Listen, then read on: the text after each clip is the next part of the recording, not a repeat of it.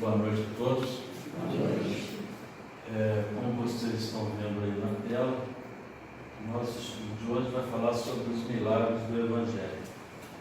É um capítulo 15 da obra Gênesis, que nós vamos aqui tentar compreender um pouco os recursos do qual Jesus utilizou para realizar o que nós chamamos de milagre. Essa aqui vai ser a estrutura da apresentação, rapidamente falar sobre a Gênesis, Deus, Jesus. E para mim poder falar no capítulo 15 dos milagres, eu vou ter que falar um pouquinho do capítulo 13 e um pouquinho do capítulo 14. O capítulo 13 conceitua a questão do milagre e o capítulo 14 nos fala a respeito dos frutos. A Gênesis é a quinta obra do Pentateuco Kardeciano e foi lançada em janeiro de 1868. Ela é composta por três partes. A primeira parte fala da formação do mundo e a criação dos seres de uma forma geral. A segunda parte fala sobre os milagres, a forma como a doutrina espírita explica esses milagres. É a parte em que nós vamos falar mais profundamente. E a terceira parte explica como pode haver as previsões de coestrutura, pressentimentos e coisas afins. Inicialmente, vamos falar um pouquinho sobre Deus. Tudo isso para a gente poder chegar onde a gente deseja. Na pergunta número 1, Kardec formula aos espíritos a seguinte questão: o que é Deus? E aí a resposta é: Deus é a inteligência suprema, causa primária de todas as coisas. Na pergunta 10, ele faz uma outra questão seguinte: quando dizemos que Deus é eterno, infinito, imutável, imaterial, único, onipotente, soberanamente justo e bom, temos fé concreta de seus atributos? A resposta: do ponto de vista, sim, porque credes abranger tudo. Sabei, porém, que há coisas que estão acima da inteligência do homem mais inteligente, aos quais a vossa linguagem restrita, as vossas ideias e sensações, não tem meio de exprimir. E essa resposta continua, mas o que a gente precisa é o que está aqui. Por que a gente coloca isso aqui? Por mais que a gente tente entender as coisas de Deus, por mais que a gente tente entender Deus, como diz ali o seguinte: há coisas que estão muito acima do homem mais inteligente da Terra. Ou seja, a nossa inteligência ainda não é sequer capaz de compreender exatamente essas questões divinas. E há determinadas coisas que nos faltam muitas vezes a compreensão, isso hoje, depois do Espiritismo, depois de uma série de estudos, e que aí a criatividade humana vai buscando meios de poder explicar aquilo que até então era inexplicável. E Jesus, se nós pegarmos a escala espiritual, que está lá no Livro dos Espíritos, os Espíritos são divididos em três ordens. A primeira ordem são os Espíritos puros, a segunda ordem são os bons Espíritos e a terceira ordem que são os Espíritos imperfeitos. Eu não sei se entre vocês tem algum Espírito puro ou bom Espírito. Posso falar de mim, que estou ali na terceira ordem de Espíritos imperfeitos. E acredito que aqui todos nós estejamos, porque nós não estamos encarnados nesse planeta à toa, nós não estamos aqui nessa comunidade de graça, nós estamos de fato no mesmo barco. Talvez um na proa, outro no leme, outro no coisa, mas no fundo estamos todos nós no mesmo barco, fazendo a mesma viagem. E o espírito de primeira ordem, os espíritos puros, são aqueles espíritos que nenhuma influência tem da matéria, superioridade intelectual, moral absoluta, com relação aos espíritos de outras ordens. E aí Kardec pergunta aos espíritos se teria algum modelo para que nós, encarnados aqui na Terra, pudéssemos seguir. E a resposta foi muito curta e rápida, dizendo: Jesus. No livro A Caminho da Luz, há um capítulo assim, bem no início, muito interessante, que fala sobre a gênese planetária. O que esse capítulo nos fala? uma introdução, que existe uma ordem de espíritos puros, do qual Jesus é um dos missionários, e que esses espíritos puros se reuniram em torno do planeta por duas vezes. A primeira vez foi quando estava sendo estudada e constituída a constituição do planeta, ou seja, quando ele estava se desprendendo da nebulosa solar. E a segunda vez foi quando estava tratando da vida de Jesus à Terra. Veja que esses espíritos são tão especiais que, assim, ao longo de tantos anos, apenas duas vezes eles tiveram essa reunião aqui na Terra. Isso é o que está ali, só para a gente entender. Segundo um estudioso, um cientista russo, a hipótese mais provável da criação do planeta, esse Jorge Gamow criou essa coisa assim, data de 14 bilhões de anos atrás. A idade da rocha mais antiga que existe no planeta, 4,5 bilhões de anos. Ou seja, o que isso significa?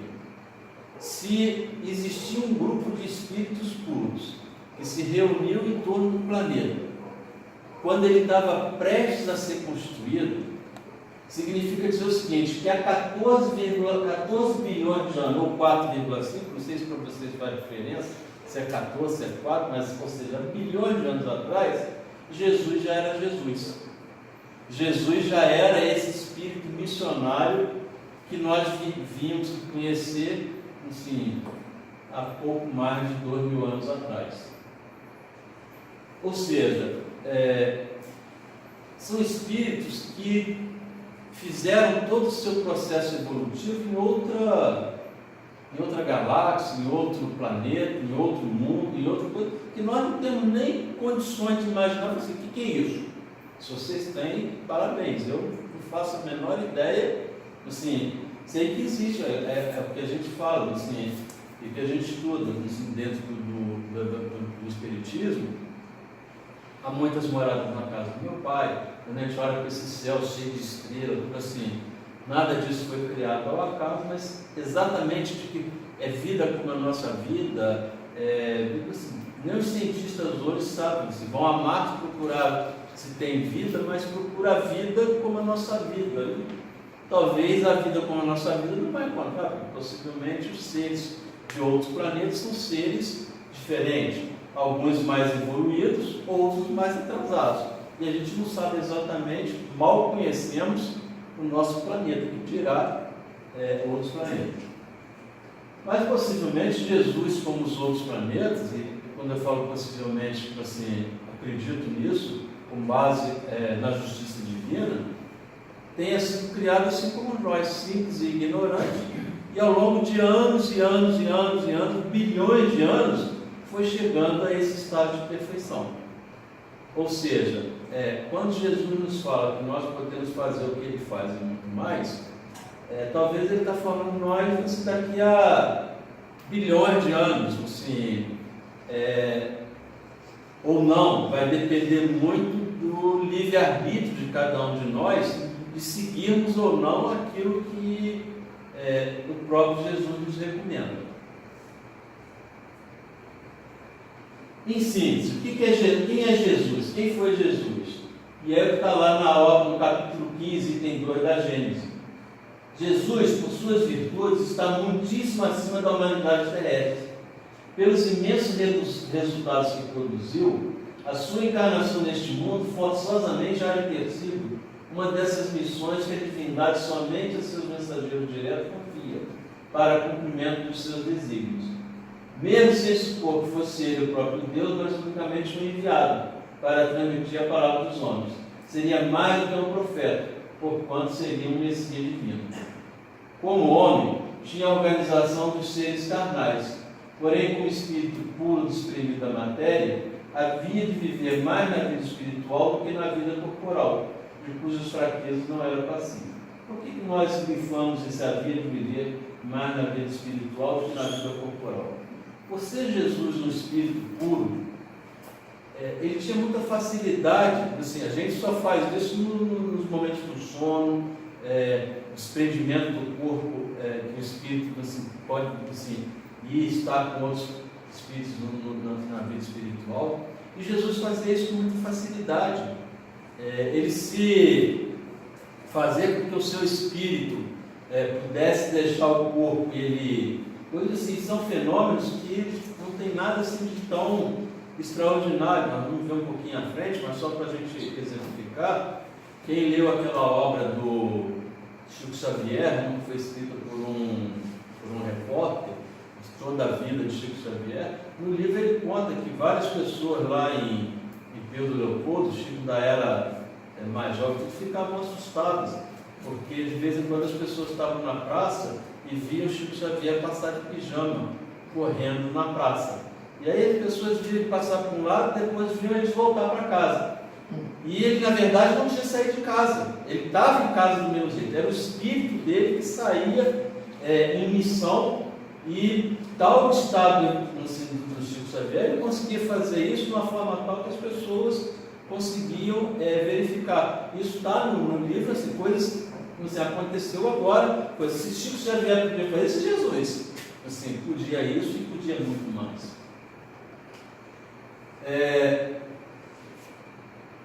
Jesus procedeu várias curas, fez vários milagres, e aí alguns questionam se Jesus seria um médico.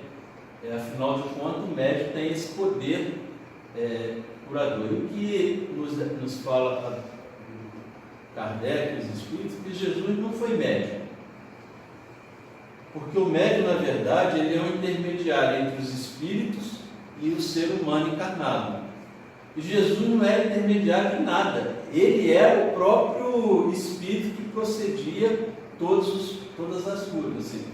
Então, ele é reconhecido, se ele é para ser chamado de médium, tem que ser chamado de médium de Deus, porque assim, acima dele, só Deus se encontraria para poder proceder, e em várias passagens ele fala, assim, recorre a meu Pai que está no céu, falando a respeito do Pai que foi quem o enviou.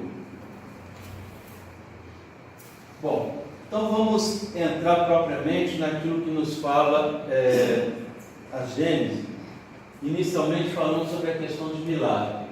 Qual é o conceito de milagre? O conceito, na acepção etimológica da palavra, significa admirável, coisa extraordinária, surpreendente. Então, sob esse sentido, se nós pensarmos assim, o que Jesus fez é milagre? Foi milagre. Foram coisas admiráveis, foram coisas extraordinárias, foram coisas surpreendentes. Entretanto, a nossa linguagem, e talvez por questão da linguagem, talvez por uma conveniência humana, ao longo do tempo você vai deturpando o conceito de determinadas palavras. E com a palavra milagre não foi diferente. E ao longo do tempo, a palavra milagre perdeu o significado. E no sentido teológico, ela passou a ser algo inexplicável. Ou seja, é algo para demonstrar o poder divino. A academia definiu-a como um ato do poder divino contrário às leis de natureza conhecidas. Isso está lá na Gênesis. Eu prefiro conhecida porque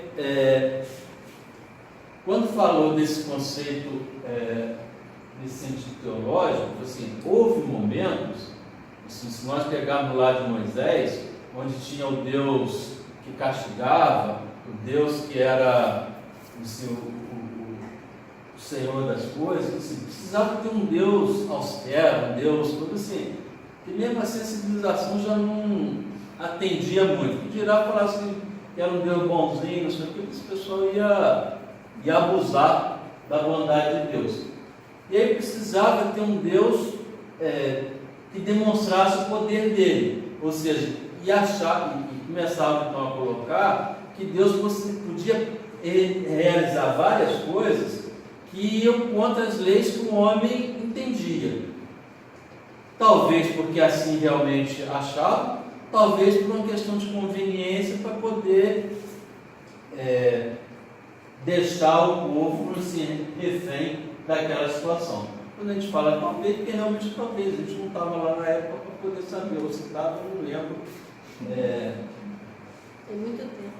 Pois é, foi muito tempo. Pois é, eu não sei. Quando fala esse negócio de bilhões de anos, eu fico imaginando assim, será que quantas encarnações nós temos? Será que a gente já estava lá na época de Moisés? Será que era antes de Moisés?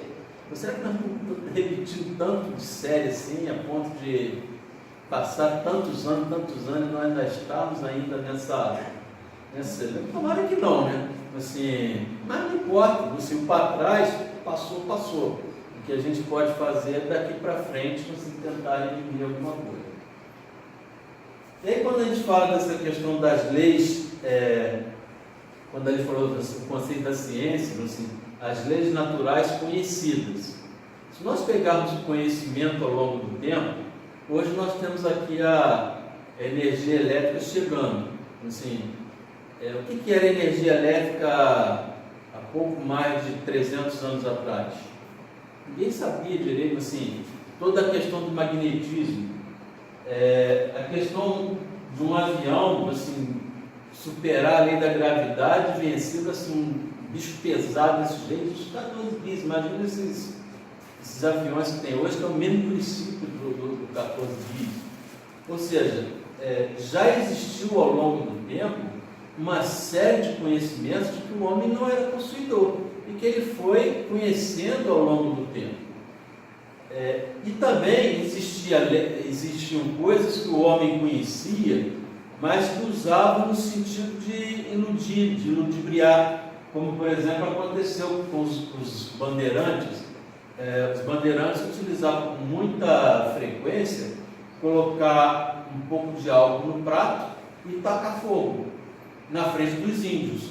Como o índio não conhecia álcool, ele achava que assim, os bandeirantes tinham poder mágico de colocar fogo na água.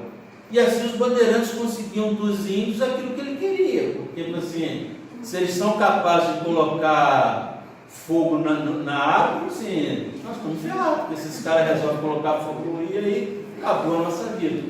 Então o ser humano, ao longo do tempo, muitas vezes utilizou do seu conhecimento, ora por uma questão de ignorância, do não saber, ora por um interesse de ludibriar o coisa. Então a gente não sabe, assim, os conhecimentos teológicos que não foram revelados no seu momento oportuno, foram por uma questão de ignorância ou foram por uma questão de ludibriar o povo. Não importa.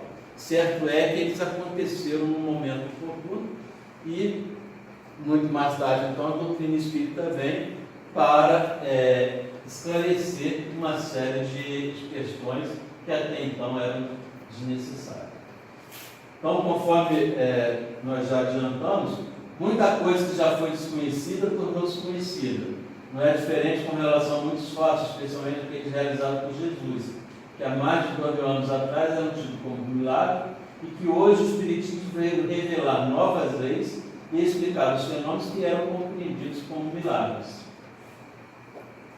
Assim, para o Espiritismo, não existe milagres em negrito, no sentido teológico da palavra, ou seja, fenômenos que contrariam as leis naturais. Por que a gente coloca isso? É muito comum, eu fui fazer esse estudo quarta-feira passada em Além Paraíba, e comentei a respeito disso. Aí depois chegou no final, assim, estava lá no café, por incrível, parece que eles também chamam de café medroso, no café medroso deles, e aí teve uma das pessoas que falou assim, mas parece até que você estava lendo meu pensamento. Eu falei, mas por quê? E aí ele contou uma situação dele, do filho, que ele como espírita, e o filho foi ser um bandista. E ele, no primeiro momento, ficou inconformado com o filho. Ele não aceitava o fato do filho ir para um bando. E ele falou assim, eu cheguei a virar para o meu filho e falei assim, pois é, você tem a oportunidade de estar na faculdade, fazendo doutorado, isso aqui, e quer ir para a escola primária. Então, se você quer ir para lá, o problema é seu, mas assim. E ele disse que aquilo ali para ele era igual rasgar ele no meio. Não vou esticar a conversa para não aprofundar, mas cuidado que nós precisamos ter, nós espíritas, porque em alguns momentos a gente quer ser o rei da cocada preta, a gente quer ser o profundo conhecedor das coisas. Em alguns momentos chega alguém e fala assim: Douglas, você acredita em milagre? Não, milagre não existe, milagre assim. Aí vai que você está diante de um evangélico, diante de um católico, diante de uma pessoa assim, esse cara é herege. Pô, não acredito. Então, são determinadas coisas que a gente precisa tomar um cuidado, porque a palavra tem vários significados. Você acredita em milagre? Depende. O que você entende como milagre? Eu entendo como milagre isso. Bom, da forma como você entende, eu entendo que milagre é algo extraordinário, é algo fabuloso. Assim, nesse sentido do fabuloso, do extraordinário, eu acredito em milagre. Eu acredito que realmente você aconteceram coisas extraordinárias. Porém, são coisas explicáveis dentro das leis naturais. Ou seja, a gente não precisa polemizar para poder contrapor um determinado ponto de vista. Capítulo 14, que fala sobre os fluidos, talvez não, é um dos pontos fundamentais da compreensão, a fim de que nós possamos entender realmente os milagres que foram operados por Jesus e os milagres que nós podemos operar dentro dos nossos limites. Quando Jesus falou que nós podemos fazer milagres, nós podemos fazer milagres sim, no sentido de ser algo extraordinário, de ser algo fabuloso, assim. Talvez não, com certeza não tanto quanto Jesus fez. Mas muitos que vêm dentro de uma casa espírita, que recebem um passe, que recebem assim, através da água fluidificada, e que vai assim, se curando, e neles operam verdadeiros milagres. Assim, a transformação moral que faz com que muitas vezes ocorra dentro do nosso íntimo, assim, não são milagres, às vezes, naquela coisa assim, instantânea, mas são milagres ao longo do tempo, ao longo da vida. E para que a gente possa entender isso, é fundamental que a gente entenda essa questão do fluido. E existe no mundo o fluido cósmico universal, que é a matéria elementar, matéria primitiva. O que nos diz a gente? Os fenômenos materiais, tidos vulgarmente como milagrosos, foram explicados pela ciência tendo em vista as leis que regem a matéria. Quanto aos fenômenos em que prepondera o elemento espiritual, não explicáveis unicamente pelas leis da natureza, encontram explicações nas leis que regem a vida espiritual. O que isso significa? Do mesmo jeito que o homem sai daqui para procurar a vida humana em outro planeta e quer encontrar um homem igual a nós, quer encontrar uma mulher igual a vocês, quer encontrar um ser humano igual a nós aqui, e às vezes não encontra. E aí pode dizer assim, lá não tem vida. Não tem vida, lá não tem a vida da forma que nós procuramos na hora. Está procurando ver se tem água no planeta, porque se tiver água tem vida. Quem falou que o espírito está lá precisa de água? Nós precisamos. Agora, assim, outros planetas a gente não sabe. E essa questão do fluido cósmico universal é uma matéria que existe na natureza que nós não conseguimos enxergar. Do mesmo jeito, assim, nós só enxergamos a luz elétrica hoje porque existe a lâmpada.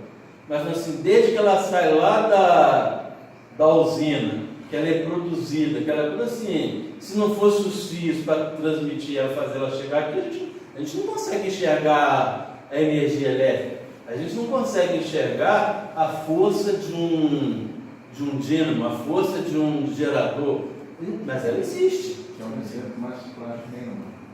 É assim que passar um sinal de televisão. Você está vendo um sinal? Televisão, internet, assim, rádio. Então são várias coisas que nós não conseguimos captar. E o fluido cósmico universal é uma matéria diferente, é uma matéria que está aí no espaço, e uma matéria que ela, assim, não dá para querer explicar as coisas do espaço com coisas da Terra. Então, o fluido cósmico universal é uma coisa da vida espiritual. E na vida espiritual que a gente vai encontrá-lo. E encontrá-lo em dois estados: o estado etéreo, que é o seu estado normal, e um estado que nós poderíamos chamar de um estado alterado. Que esse estado é o estado em que se estudam os fenômenos espirituais ou psíquicos, ligados à existência dos espíritos e estudados no espiritismo. A mudança realizada por esses espíritos mais esclarecidos possui vários graus de pureza, sendo desse meio, desse espírito desse planeta encarnados e encarnados, tiram os elementos necessários à manutenção da sua existência. Ou seja, existe um fluido cósmico universal. Esse fluido cósmico universal ele tem dois estados: o estado etéreo e o estado mais alterado, o estado mais material. Que esse fluido cósmico universal ele é muito utilizado. Vamos adiante para a gente entender um pouquinho mais, se for o caso a gente volta. Eu preciso falar do fluido vital. O que é o fluido vital? O fluido vital ele é uma derivação do fluido cósmico universal. E o fluido vital ele só existe no ser encarnado. O ser desencarnado, o espírito, não tem fluido vital. Quando nós desencarnarmos, o fluido vital zero. Assim. Porque, qual a importância disso para nós?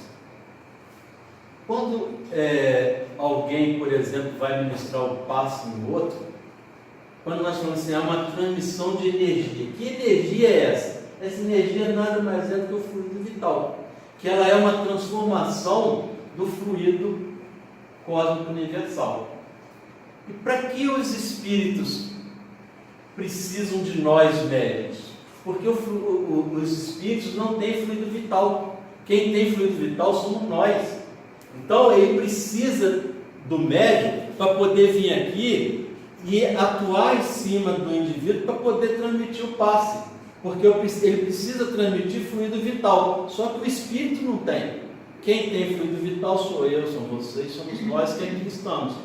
Então por isso ele precisa do médium. Se não fosse assim, ele não precisaria. Ele vinha direto e fazia a tarefa dele. E esse fluido cósmico universal, esse fluido vital, conforme nós vimos anteriormente, vou voltar aqui para a gente, possui vários graus de pureza. Ou seja, assim como o fluido cósmico universal, o fluido vital também possui vários graus de pureza. Eu vou perguntar para vocês o seguinte: quem que estabelece o grau de pureza do fluido vital? Somos nós estabelecemos essa pureza. Ou seja, se o meu, e nós vamos ver um pouquinho adiante, de que forma que esses espíritos atuam.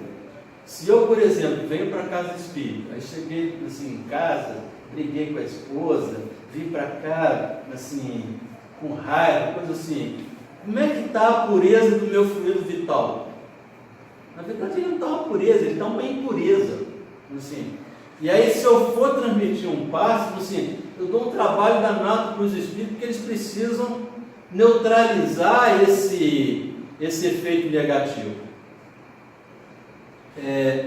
Para quem conhece um pouquinho de eletricidade, assim, a eletricidade só acontece porque existe um diferencial, que eles chamam de diferencial de potencial de energia. Se eu vou fazer uma transmissão, estou saindo toda hora daqui, né? Se eu for fazer uma transmissão do passe, por exemplo, então assim, eu tenho uma determinada carga de energia. Digamos que a pessoa que está aqui para receber o passe, ele está com uma carga de energia melhor do que a minha.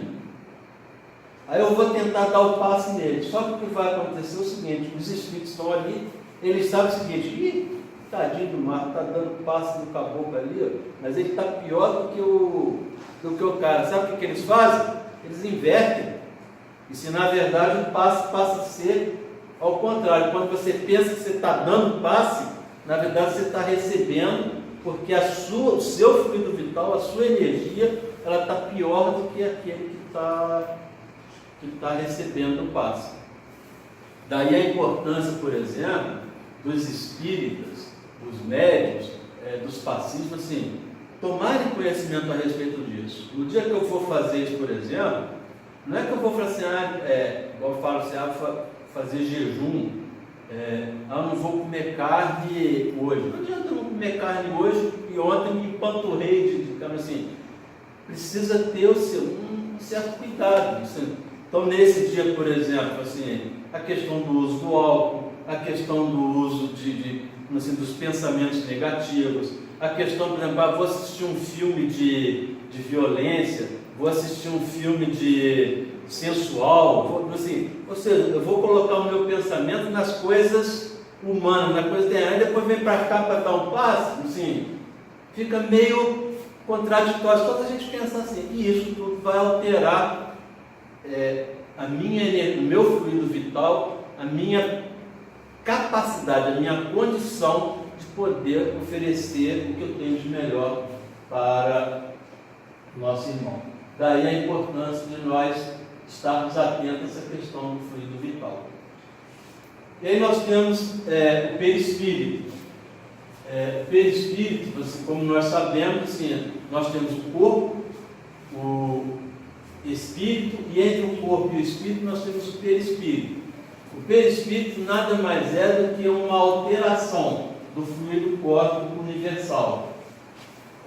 Perispírito e corpo físico originam-se do mesmo elemento primitivo, ambos são matéria. Os espíritos superiores podem comunicar-se com os mundos materializados como a Terra, ou mesmo encarnar em missão, compondo seu perispírito ou corpo a partir dos fluidos deste planeta. Existe uma discussão assim, se Jesus teria tido um corpo material como o nosso, ou se ele teria um corpo espiritual, um corpo fluídico, um corpo assim, ou seja, que ele não tivesse sentido tanta dor da chicotada, que ele não se auxílio assim. E aqui fala assim, Jesus ao encarnar na Terra tinha um corpo como o nosso corpo. Qual é a vantagem que ele possuía em relação a nós? Ele tinha uma capacidade de se desligar desse corpo com muita facilidade. Então, naqueles momentos que, assim, de auto-suplício, ele levava o pensamento a Deus, pedia ajuda, e talvez naquele instante, assim, embora ele sentisse a dor, assim, ele conseguia, de certa forma, superar aquilo com um pouco mais de facilidade, pela condição que ele tinha como espírito mais evoluído. Isso é perfeitamente compreensível para nós.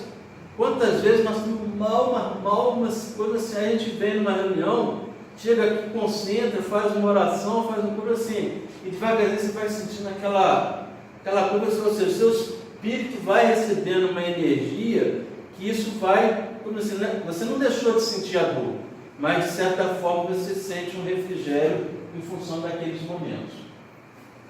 Como é que acontece a ação dos espíritos sobre os fluidos?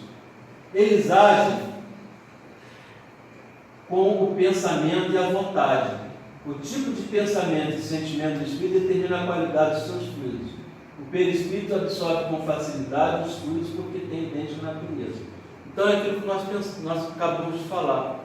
Precisamos ter em mente que tudo que diga respeito à vida espiritual, tudo está concentrado no pensamento e na vontade. Então não adianta eu querer, eu vou fazer isso aqui, vou fazer escondido. Está fazendo escondido de quem? Assim, você não está escondendo nem de você, nem dos espíritos, não está escondendo de nós encarnados, mas isso não faz a menor diferença. Então é necessário que a gente tenha uma compreensão de que é necessário a gente ter o coração puro, é necessário assim. E de alguma forma, dá um exemplo, eu venho para cá para uma reunião, vou transmitir um passe, mas tive uma discussão e eu tenho uma dificuldade de perdoar muito grande. É fácil perdoar? Não é fácil perdoar. Mas eu preciso pelo menos reconhecer assim, não, eu tenho dificuldade de perdoar. Senhor, me ajude, me dê força, me dê capacidade, me dê condições para ter. Eu não preciso ficar fazendo de conta que eu perdoei, fazendo de conta que eu sou bonzinho, que eu sou santinho, que eu sou isso. Não preciso, porque eu não vou conseguir enganar aos espíritos a respeito disso, eles sabem perfeitamente. Já se eu me coloco de cara, como diz o outro, de cara para o vento, coloco assim, a cara, tapo assim, eles vão compreender a minha dificuldade, eles vão compreender e vão até se dispor a ajudar, se eu realmente tiver interesse em ser ajudado. A qualidade do fluido altera de espírito para espírito, e é assim que se explicam muitos fenômenos considerados sobrenaturais. Então vamos falar um pouquinho sobre os milagres propriamente dito, e eu vou dar uma pincelada rápida, até por questão de tempo, mas só para a gente poder entender. Os sonhos. Dentro do Evangelho, dentro das Bíblias, tem várias mensagens tendo os sonhos como milagre, o sonho como algo sobrenatural, assim. E hoje a gente sabe perfeitamente que a coisa mais comum que tem são os espíritos se comunicarem conosco nos momentos do sonho, no momento do sono, que é o momento onde o espírito se desprende desse corpo físico e consegue de alguma forma vagar no mundo espiritual. E muitas vezes a gente faz isso de forma até inconsciente. Vou dar a vocês aqui um exemplo, que falo de mim, porque é a única pessoa da qual eu posso falar. Não posso falar de vocês que eu não conheço, eu posso falar de mim. Quando eu era mais jovem, e eu nem tinha conhecimento de espírito, espiritismo, nada disso. Assim. Era a coisa mais comum que tinha. Eu sempre tive o hábito de acordar cedo e deitar cedo. Não gosto de dormir tarde nem de acordar tarde. E na época de prova, de colégio, não sei o que, isso era muito comum. Eu estava estudando tipo umas 7 horas, 8 horas da noite, minha cabeça já não está funcionando, não sei o que, tinha um negócio lá que eu não conseguia resolver. Eu ia dormir.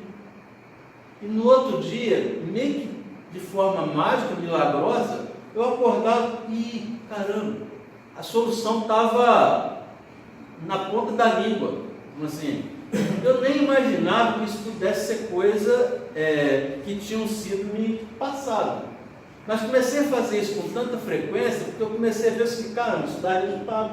É só eu ir dormir, que a minha cabeça, no meu entendimento era esse, eu vou dormir, a minha cabeça cai no ponto morto, e amanhã de manhã eu tenho solução. Isso não aconteceu, não foi uma nem 2 vezes. Foram várias vezes ao longo da coisa. De vez em quando eu brincava com o pessoal, assim, na hora da prova, dá vontade de dormir em casa, para ver se a coisa resolve, porque vinha realmente a solução.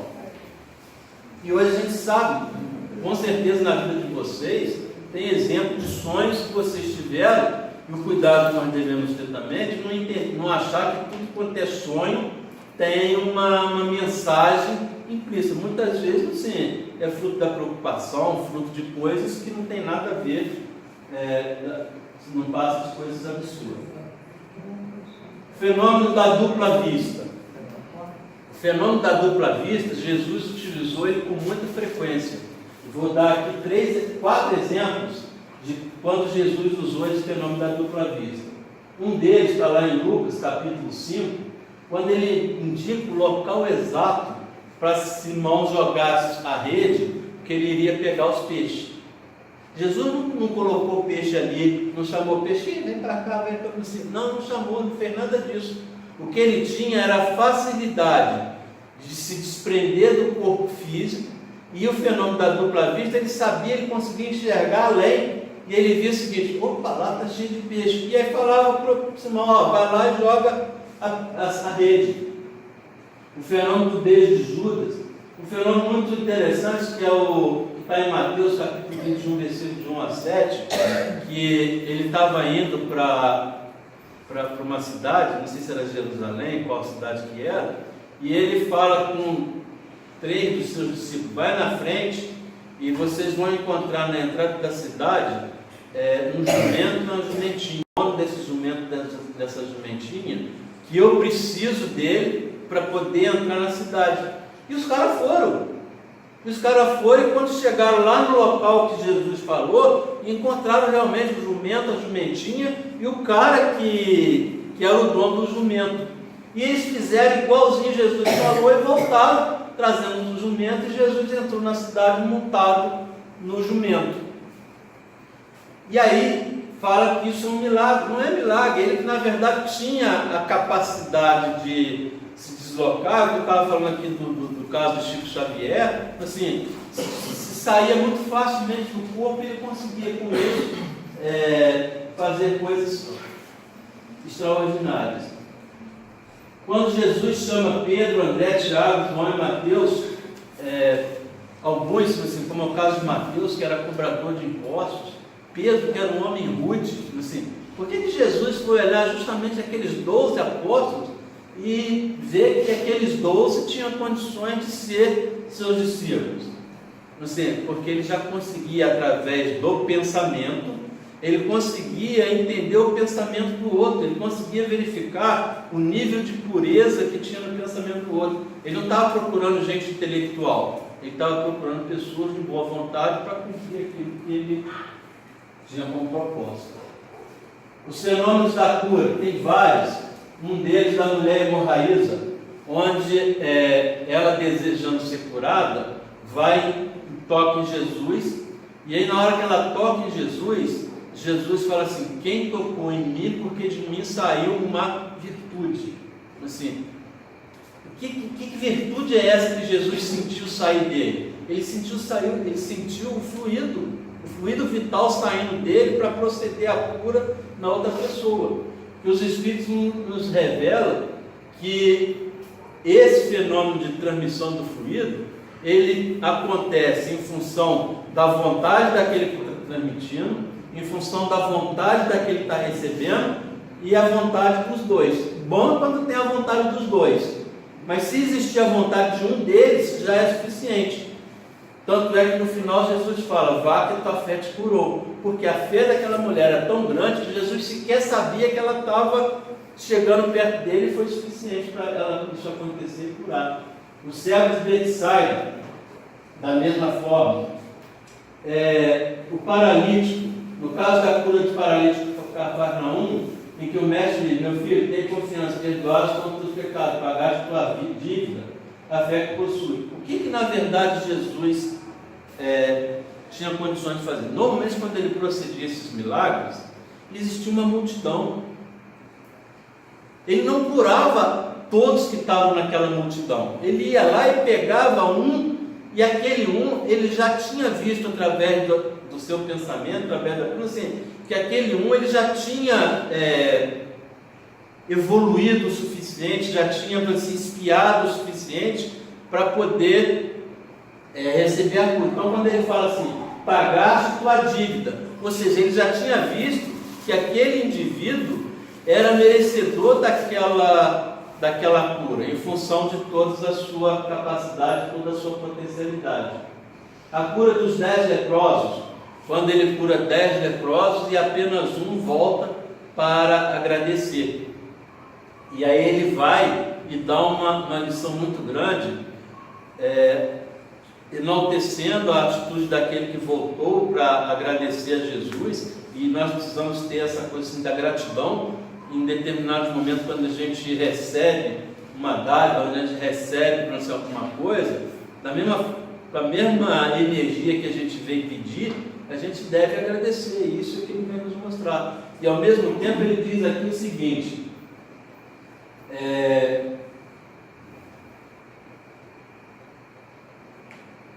aqui, por que os outros não vieram? Assim, então o que ele nos mostra é o seguinte: talvez os outros 9 que foram curados e não vieram para agradecer, talvez não tiveram assim, a humildade, não tiveram a grandeza, a evolução espiritual necessária. E aí ele salienta num dos versículos que está adiante o seguinte: cuidado para o mal não voltar. Porque o fato dele ter curado não significa dizer que a pessoa vai ficar curada o resto da vida. Assim, então ele pode proceder uma cura aqui em função de uma determinada proposta, e ali na frente a pessoa continua errando e a pessoa volta a ter o problema. Tanto é que no caso lá da mulher adúltera, ele diz assim: vai e não voltes a pecar. Então era muito comum Jesus dizer: a tua fé te curou, vai e não voltes a pecar. Ou seja, cuidado, porque isso pode voltar. A mão seca, essa mesma situação. Jesus estava lá no meio de uma multidão, existiam várias pessoas, e ele vai lá, pega um e fala assim: você está querendo, você está com a mão seca, ele tinha várias rugas na mão, vários problemas, assim, Ele fala, é isso mesmo que eu estou aqui, não sei o que assim. Por que Jesus vai ali e cata exatamente aquela pinça no meio da multidão, aquele elemento? Porque ele já tinha capacidade de enxergar essa passagem muito interessante de uma mulher curvada. E se a gente pegar, e eu tenho gostado de fazer esses estudos, porque eu não me atenho única e exclusivamente às obras espíritas. Eu vou lá na Bíblia para me poder pegar o início, meio e fim. Porque quando você pega o início, meio e fim, você consegue compreender muitas vezes coisas que você não compreenderia se você pegar só aquele versículo.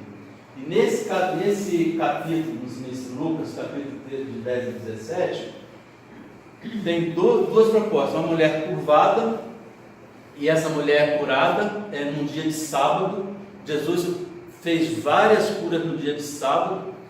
Essas curas que ele fazia no dia de sábado, ele dava uma aula só para mostrar para os indivíduos o seguinte: era muito comum os fariseus, essas pessoas da época, chegarem e cobrar Jesus, tipo assim, você está contrariando a lei, porque você está curando no dia de sábado. E o dia de sábado era considerado um dia santo, um dia que você não podia fazer nada. E como Jesus estava sempre naquela, eu vim para cumprir a lei, eles ficavam cutucando ele, porque queria de qualquer forma provar que ele estava errado. E aí, em várias passagens, ele dá resposta. Na verdade, ele não dá resposta. Você dificilmente vê Jesus dando resposta. Você vê Jesus perguntando.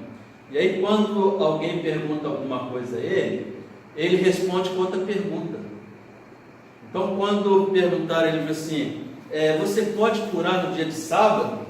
Aí ele vira e fala assim, se você é dono de alguns animais e um deles cai no buraco, você vai salvar ele no dia de sábado?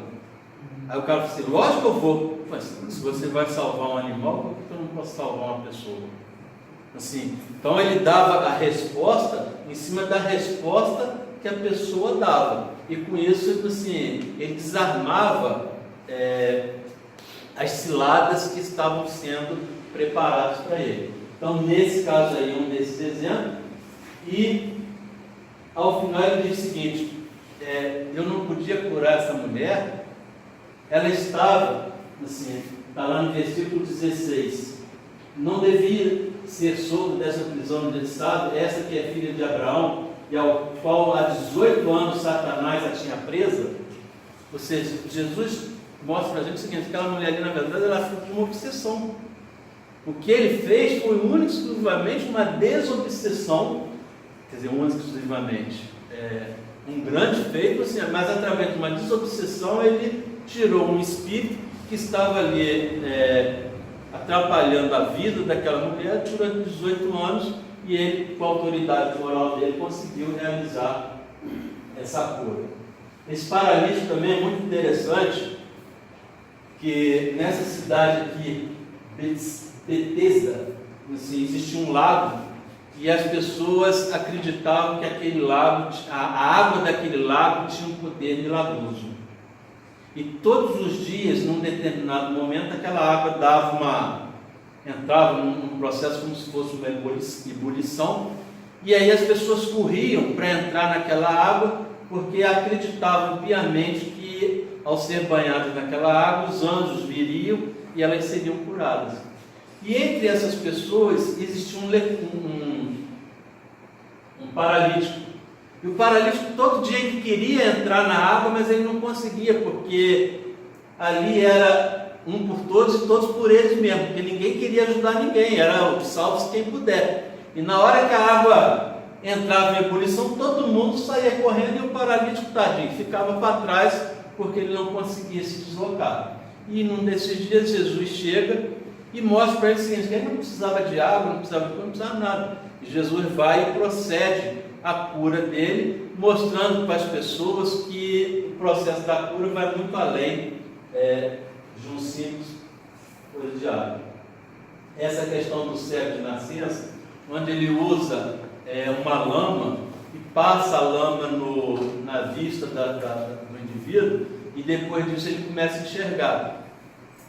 Por que a lama? A lama, na verdade, assim, naquele outro que eu mostrei antes, ele cuspiu, né? Tudo assim, era a forma que ele tinha de transmitir o fluido vital dele para a pessoa que estava lá. Do mesmo jeito que a gente bebe água fluidificada. Assim, a lama ali nada mais é do que a água fluidificada que está ali no copinho, que depois nós vamos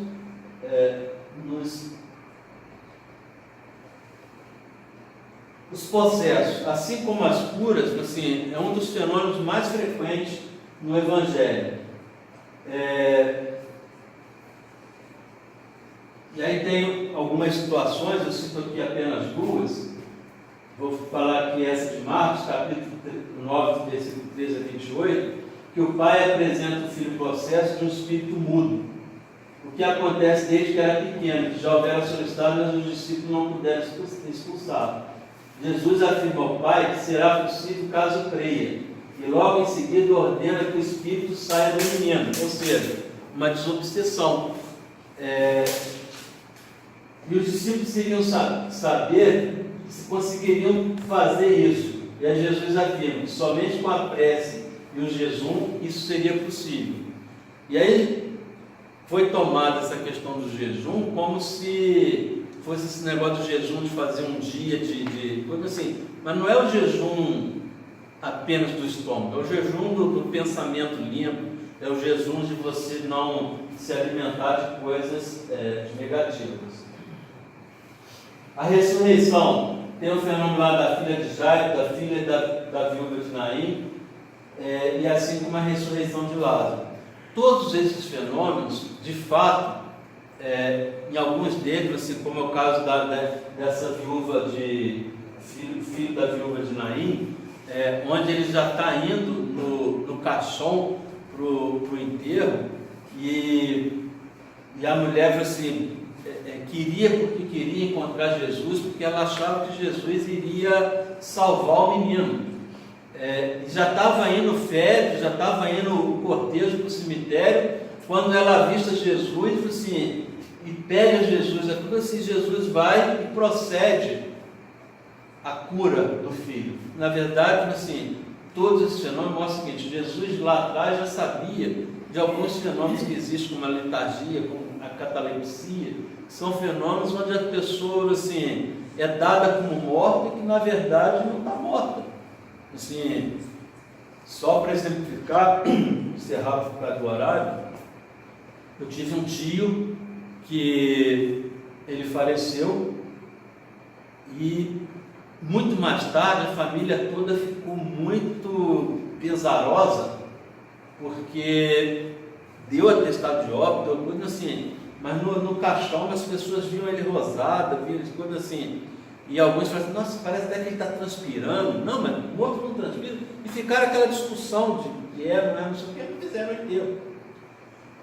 Anos mais tarde vai fazer lá a exumação do corpo, o cadáver estava virado no caixão, assim, e a família inteira entende, tipo assim, que meu tio foi enterrado vivo, assim, ninguém vira no caixão assim, do nada.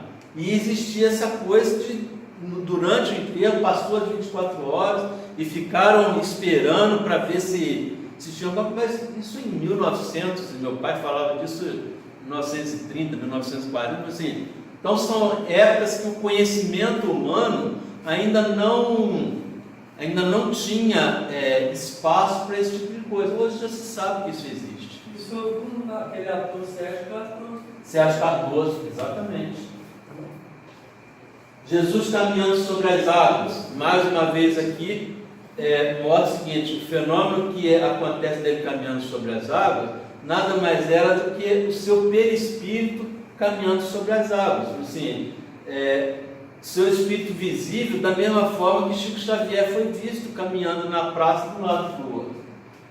A transfiguração é um fenômeno que está em Marcos, capítulo 1 a 9, quando Jesus sobe no Monte das Oliveiras e proporciona a Pedro, Tiago e João a oportunidade de fenômeno, explicado pela extrema pureza do seu perispírito. Então, todos esses são fenômenos explicados. A sua aparição após a morte. Na verdade, o que apareceu? O que apareceu foi o perispírito de Jesus. Da mesma forma que hoje existem médiuns que conseguem ver espíritos, conseguem coisa assim. A diferença é que no caso de Jesus, ele era visível não apenas para os médios de vidência, mas visível àqueles que tivessem na plateia. Ele só aparecia nessas situações. Mensagem final. Eu já até comentei um pouco dessa mensagem final. O que falar diante de um irmão cristão que faz relatos sobre os milagres de Cristo? Acredito que nós espíritas precisamos estar sempre em mente aquele lemazinho do Espiritismo: fora da caridade não há salvação. E em determinados momentos como esse, é hora de nós utilizarmos da tão chamada caridade. E o que é caridade? Benevolência para com todos, indulgência para as imperfeições e perdão das ofensas. Então, se em determinados momentos até você for ofendido, porque você não acredita em milagre, se em determinados momentos a pessoa que está do outro lado ainda não consegue compreender exatamente tudo isso que nós estamos colocando aqui, precisamos usar de caridade sem ficar alimentando discórdia, sem ficar alimentando discussões que na verdade não levam a nada. Que Jesus nos ampare, nos abençoe.